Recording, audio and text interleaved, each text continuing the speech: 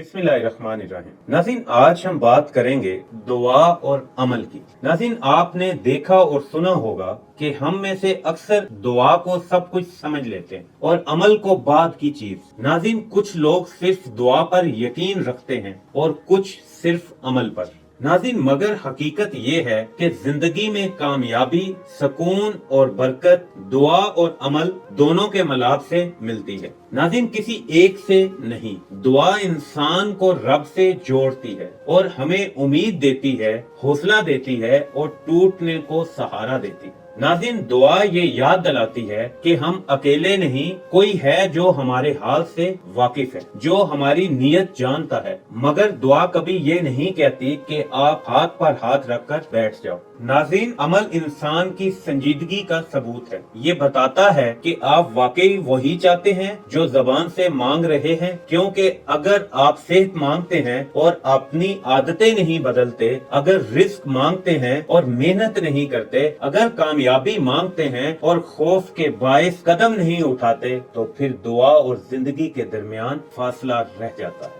नाज़रीन, दुआ बीज है और अमल उसकी देखभाल। बीज डालकर पानी ना दिया जाए तो फसल नहीं उगती और पानी देकर बीज न डाला जाए तो कुछ नहीं होता। नाज़रीन, रब रास्ते दिखाता है, मौके देता है, दिल में ख्याल डालता है, मगर चलना इंसान को खुद ही पड़ता है। दुआ इंसान को आजिज़ी सिखाती है, अमल इंसान को जिम्मेदारी सिखाता है। दुआ आंखों में आंसू लाती है, अमल हाथों में ताकत।